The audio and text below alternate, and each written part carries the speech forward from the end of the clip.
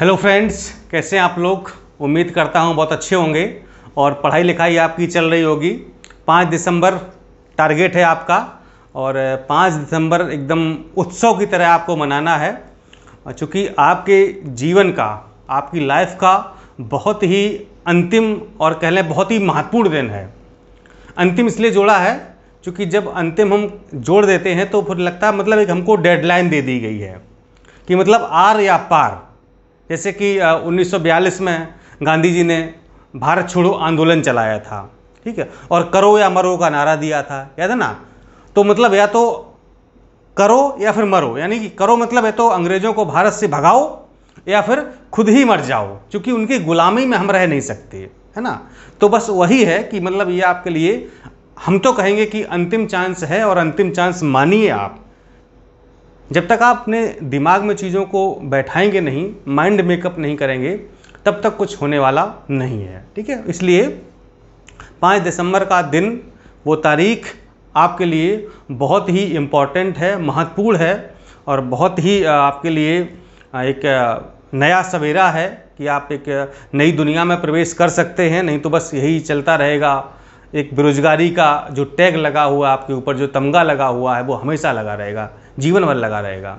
ये मौका है आपके लिए, बहुत अच्छा मौका है। जिन लोगों ने फार्म अप्लाई किया है, जिन लोगों की परीक्षा है, चाहे वो गर्ल्स हो बॉयज़, कोई भी हो, हाउसवाइफ हो, जॉब में हो, कोई भी हो व्यक्ति हो, सबके लिए एक सुनहरा मौका है। इसको आप लोग यूं ही ना जाने दें, प्रयास करें और पूरा अपना 100% देने का प्रयास करें।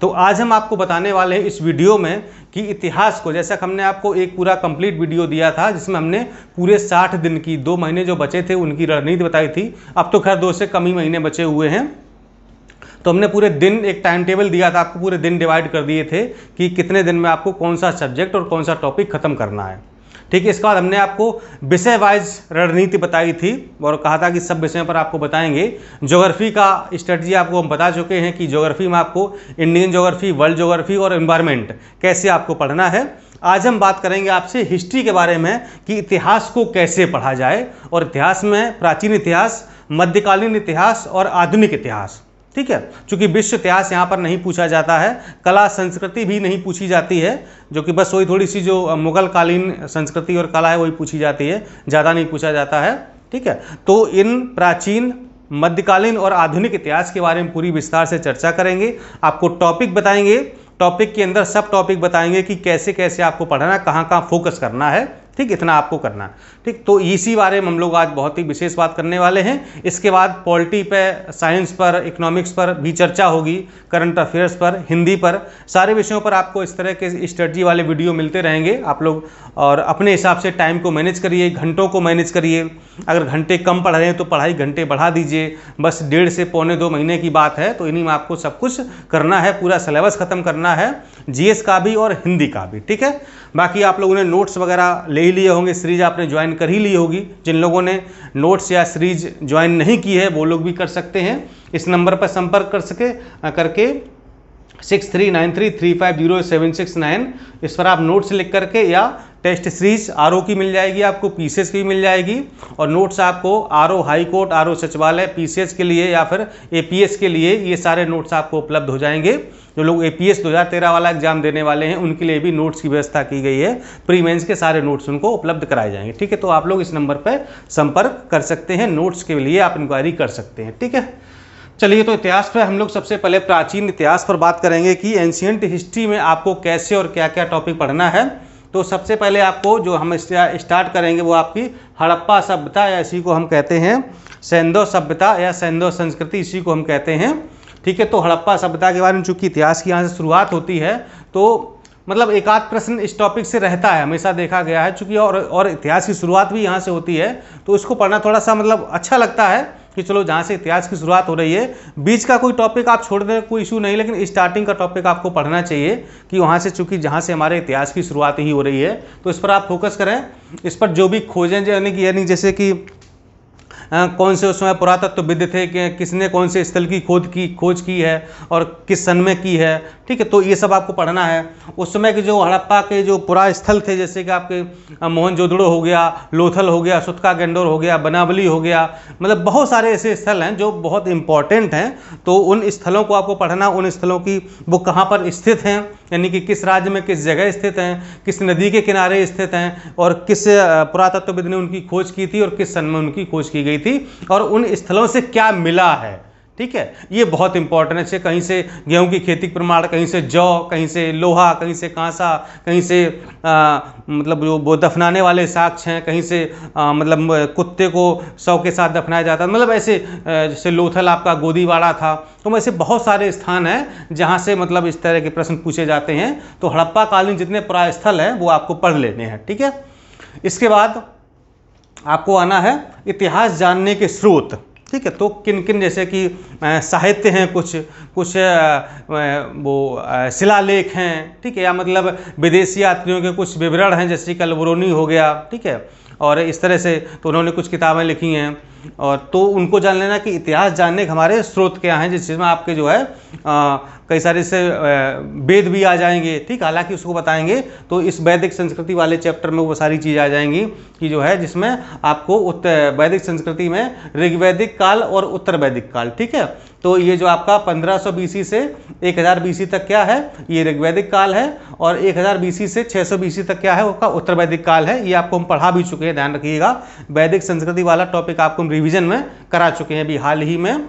तो ये वाला काफ़ी इंपॉर्टेंट। यहाँ पर आपके 4 वेद हैं, वो वेद हैं तो उनके बारे में किसमें कितने सूक्त हैं, किसमें क्या दिया गया, ऋचाएँ क्या हैं, ये सब जो है ग्रंथ वगैरह जो भी आते हैं ना, महाभारत है, रामायण है, ये सब जो है यहाँ पर आ जाते हैं, तो काफ़ी इंपॉर्टेंट हो जाता है। ठीक, इसके बाद आप आएंगे धार्मिक आंदोलन पर, जिसमें बौद्ध धर्म, जैन धर्म, भागवत धर्म और शैव। ठीक है, ये बौद्ध जैन बहुत ज़्यादा इंपॉर्टेंट है, हम आपको पढ़ा भी चुके हैं। ठीक है, और भागवत और शैव धर्म पर भी थोड़ी सी अगर नज़र डाल लेंगे तो कोई बुराई नहीं है, थोड़ा सा नज़र इनायत कर लीजिएगा, अच्छा रहेगा आपकी। ठीक है, इसके बाद जो 16 महाजनपद हैं, तो उसमें जो है अगर आप 16 नहीं पढ़ सकते, लेकिन ये आपको पता होना चाहिए कि 16 महाजनपद कौन सा महाजनपद वर्तमान में कहाँ पर स्थित है, उस समय कहाँ पर स्थित था। ठीक है, और जिसमें से करीब 7-8 महाजनपद ऐसे हैं जो काफ़ी इंपॉर्टेंट है, जैसे कि आपका मगध हो गया। ठीक है, और अवंती आपका हो गया। तो मतलब ऐसे 7-8 करीब हैं। अब वो उसमें आप जब पढ़ेंगे ना तो आपको खुद ही लगेगा कि कौन कौन से इंपॉर्टेंट हैं। तो उनको आपको ये जो है महाजनपदों का उदय कैसे हुआ और कौन कहाँ पर हैं, किससे संबंधित हैं, या मतलब कुछ विशेष वहाँ से तथ्य, कुछ फैक्ट मिल जाए तो वो भी आपको देख लेना है। ठीक, इसके बाद दक्षिण भारत में बहुत ज़्यादा जाने का आवश्यकता नहीं है। विजयनगर साम्राज्य सब, मतलब देखिए अगर पहले से पढ़ रखा है तो अच्छी बात है, लेकिन मैं कहूँगा कि अभी इन सब जो है लफड़ा मत पढ़िए। ठीक है, खाली आप चेर, चोल, पांड्य, ठीक है, इतना आप जो है देख लीजिए। ठीक, इतना आपके लिए इंपॉर्टेंट है, यहाँ से आप रिवीजन कर लीजिए। इसके बाद आइए आप मौर्य काल में। मौर्य काल पूरा इंपॉर्टेंट है, सभी शासकों के बारे में पढ़ना है। ठीक है, और यहीं पर आपके अशोक के शिलालेख वगैरह जो भी हैं बात काफ़ी इंपॉर्टेंट है। मौर्योत्तर काल देख लेना है। अब यहाँ की जो मौर्य काल है, इसकी जो सामाजिक व्यवस्था थी, आर्थिक व्यवस्था थी, प्रशासनिक व्यवस्था कैसी थी, है ना, यहाँ की कला संस्कृति क्या थी, तो ये सारी चीज़ें आपको देखना है। इसी तरीके से गुप्त काल में और गुप्तोत्तर काल में। ठीक, यानी कि इनका पतन कैसे हुआ, कैसे मतलब ये जो है टूट गए और मतलब इनका विनाश हो गया, वंश खत्म ही हो गए। तो ये दोनों जो है इंपॉर्टेंट हैं काफ़ी। ठीक, तो इतना तो आपको प्राचीन में कम से कम करना ही है इस टाइम पर। अब वो चाहे आप जो है नोट्स से पढ़ें या फिर आपने खुद के नोट्स बनाए हो वहाँ से आप पढ़ सकते हैं, लेकिन इस समय किताबें पढ़ने का और एनसीईआरटी पढ़ने का समय बिल्कुल नहीं है। या तो आपने स्वयं के नोट्स बनाए हो उससे पढ़िए, या फिर आप लोग यहाँ से नोट्स लेकर के आप उससे तैयारी कर सकते हैं। ठीक है, स्वेच्छा आपकी, आपको जहाँ से ठीक लगे, लेकिन मैं किताब इस समय बिल्कुल सजेस्ट नहीं करूँगा क्योंकि किताबें पढ़ने का समय नहीं है। मध्यकालीन इतिहास में आते हैं, क्या क्या पढ़ना है। दिल्ली सल्तनत में जितने भी सुल्तान हुए हैं सब आपको पढ़ना है। रजिया सुल्तान हो, चाहे वो सिकंदर लोदी हो और खिलजी वंश हो, ये सब जो है आपको सारे वंश यहाँ पर दिल्ली सल्तनत में, गुलाम वंश है, खिलजी वंश है और लोदी वंश है। ठीक, तो ये सब जो सैयद वंश है, ये सब आपको जो है पढ़ने यहाँ पर जितने भी प्रमुख शासक हुए हैं। मुगल साम्राज्य में आपको बाबर से लेकर के औरंगजेब तक पूरा पढ़ना बहुत ज़्यादा इंपॉर्टेंट है। और इस मुगल कालीन की प्रशासनिक व्यवस्था, सामाजिक व्यवस्था, वित्त व्यवस्था, कला और संस्कृति, यहाँ के बाबर से लेकर के औरंगजेब तक जितने भी शासक, जितने युद्ध वगैरह हुए हैं ना, ठीक है, वो सारे जो है बहुत इम्पॉर्टेंट हैं। चाहे वो हुमायूं हो, शेरशाह सूरी हो, कोई भी हो, जितने भी युद्ध हुए, चाहे वो पानीपत के हों, चाहे वो जितने, यानी कि इस काल में, मुगल काल में जितने युद्ध हुए हैं, बहुत ज़्यादा इंपॉर्टेंट है, अवश्य देख लीजिएगा आप लोग। और साथ ही मराठा साम्राज्य जो भी था उस समय का, उसका मराठा उदय कैसे हुआ, और मराठा साम्राज्य के बारे में आपको जो प्रमुख शासक हैं तो उनको आपको देख लेना है, ठीक है। इतना ही है मुगल कालीन में। अब हम लोग आते हैं इतिहास में, आधुनिक इतिहास में। हाँ, और विदेशी यात्री कौन कौन से आए हैं, उन्होंने क्या क्या लिखा है ना, जैसे हुएनसांग हो गया, फायान हो गया, कई सारे थे विदेशी यात्री, तो अलबरूनी हो गए। तो इन्होंने आए भारत, ये कहाँ से आए हैं, किस शासक के काल में आए हैं, और उस शासक काल में इनको क्या पदवी दी गई थी, और उन्होंने अगर कोई ग्रंथ की रचना की है, या वो किससे संबंधित थे, मतलब कि आयुर्वेद से या चिकित्सा से, किस मतलब जिससे भी संबंधित हों, तो उसके बारे में आपको जानकारी होनी चाहिए, ठीक। आधुनिक इतिहास में सबसे पहले यूरोपीय कंपनियों का आगमन देखना आपको, ठीक है। ये आपके जो पुर्तगालीज हैं, पुर्तगाली, फ्रांसीसी हैं, डच, डैन, अंग्रेज, ये भी जितने भी हैं, और यहाँ पर जो आंग्ल, जो फ्रांसीसी युद्ध वगैरह जितने युद्ध हुए हैं ना, वो सब भी आपको देख लेने हैं यहाँ पर। इसके बाद ईस्ट इंडिया कंपनी के बारे में, ये कंपनी क्या थी, इसका मूल नाम क्या था, ये क्यों आई, इसका उद्देश्य क्या था, ठीक, और इसने यहाँ पर भारत में आके क्या क्या किया है, और साथ ही बंगाल के जो नवाब हुए हैं उनके बारे में अभी आपको जान लेना, ठीक है। तो यहाँ पर आपकी दोनों चीज़ें यहाँ पर साथ साथ मिल जाएंगी, ईस्ट इंडिया कंपनी और बंगाल के नवाब। इसके बाद बहुत ज़्यादा इंपॉर्टेंट आपका है 1857 का विद्रोह, ठीक है।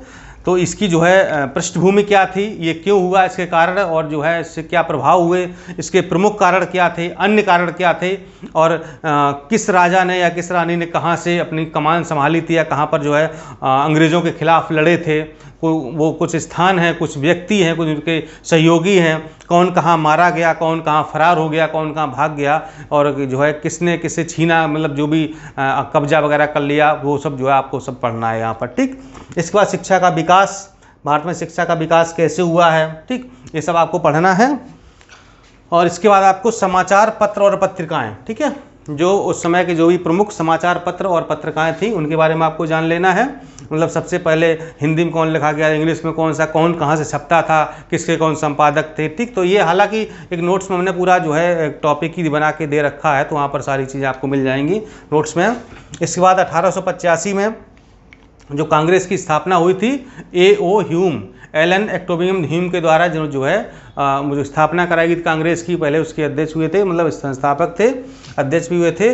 तो कांग्रेस की स्थापना, फिर 1905 में बंगाल का विभाजन, मतलब बीच में भी आपको एकदम से क्रम से चलते आना है, बीच में छोटी मोटी घटनाएं हैं ना। तो बंगाल विभाजन हो गया, स्वदेशी आंदोलन यहीं पर हो गया, ठीक है। तो इसके बाद फिर आपका गांधी युग आ जाता है, ठीक। वही गांधी जी जब अफ्रीका से लौटे, फिर आपका असहयोग आंदोलन हो गया, चौरी चौरा कांड हो गया, दांडी मार्च हो गया, है ना, और पूना पैक्ट हो गया, और आपके गोलमेज सम्मेलन तीनों हो गए, है ना। और इसकी ये सारी चीज़ें मतलब जो है आपको पढ़नी है कि कैसे जो है गांधी युग, मतलब क्या क्या, क्योंकि गांधी युग को आपको कम से कम दो तीन बार रिवीजन करनी है। मतलब चूँकि यहाँ से बहुत, मतलब चूँकि आधुनिक से आप जानते ही हैं कि अगर हिस्ट्री में अगर 10 सवाल आते हैं तो 5 मॉडर्न से रहते हैं, 5 आपके रहते हैं मिडवेल और एंशिएंट, ठीक है। तो मॉडर्न पर आपको ज़्यादा फोकस करना है। नोट्स भी हमने इसी तरीके से बनाया है कि मॉडर्न की कोई भी चीज़ आपकी छूटनी नहीं चाहिए, ठीक। फिर 1942 का आपका भारत छोड़ो आंदोलन है, वहीं पर आपकी माउंटबेटन योजना है, बेबल योजना है, मतलब बेबल प्रस्ताव, मतलब ये आपकी नेहरू रिपोर्ट हो गई, और ये मतलब बहुत सारी चीज़ें यहीं पर बीच बीच में आपको छोटी छोटी चीज़ें मिलेंगी, हमने यहाँ पर लिखा नहीं है, तो ये सब आपको पढ़ना है। भारतीय राष्ट्रीय आंदोलन हुए, ठीक है। फिर इसी बीच आपके कुछ किसान आंदोलन हुए, कुछ और भी जन आंदोलन हुए हैं, तो उनको भी आपको देख लेना है कि कौन कहाँ पर हुआ, कौन किससे संबंधित था। और अंत में जाकर के आपका 1947 के आसपास 48 में भारत का संवैधानिक विकास, यानी कि संविधान का विकास कैसे हुआ है, उसके बारे में क्या क्या मीटिंग्स हुई हैं, कहाँ पर सभाएं हुई हैं, और संविधान का विकास की प्रक्रिया किस तरीके से शुरुआत हो गई है, ठीक है। तो संवैधानिक विकास के आगे हमारा संविधान का निर्माण होने लगा, जो कि हम आगे पॉलिटी पढ़ने वाले हैं। तो उसके बाद हम आपको पॉलिटी बताएंगे कि किस तरीके से आपको संविधान का निर्माण हुआ, और संविधान के बारे में आपको, राज्य व्यवस्था के बारे में आपको कैसे क्या पढ़ना है, ठीक है। तो इतिहास में, तीनों इतिहास में इन टॉपिक को तो आपको टच करना ही करना है किसी भी कीमत पर।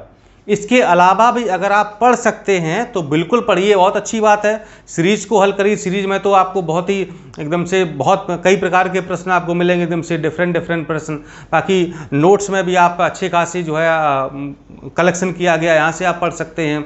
या आपके पास कोई नोट्स हो, आपने शॉर्ट नोट्स नोट कर रखे हों कि नहीं हम ये एग्जाम के टाइम पर रिवीजन करेंगे, तो ये ऐसी चीज़ें ना मतलब बड़े काम की होती हैं। आपने कहीं पेज में, कहीं पर नोटबुक में, आपने रजिस्टर में कुछ चीज़ें नोट कर रखी हैं, कोई ये एग्जाम के पॉइंट ऑफ व्यू से काफ़ी इंपॉर्टेंट है, तो उनको भी आप इस टाइम पर रिवीजन कर सकते हैं। ठीक है, 1.5 से पौने 2 महीने का समय बचा हुआ है, लगभग 50 दिन बचे हैं, तो समझिए मतलब आप बिल्कुल एकदम एक्टिव हो जाइए, एक्टिव मोड में आ जाइए कि बस हमको अब किसी प्रकार से क्लियर करना ही करना है। ठीक है, चलिए फिर मिलते हैं अगले वीडियो में पॉलिटी के साथ, पॉलिटी की पूरी रणनीति लेकर के कि कैसे आपको पॉलिटी कंप्लीट करनी है। थैंक यू, धन्यवाद।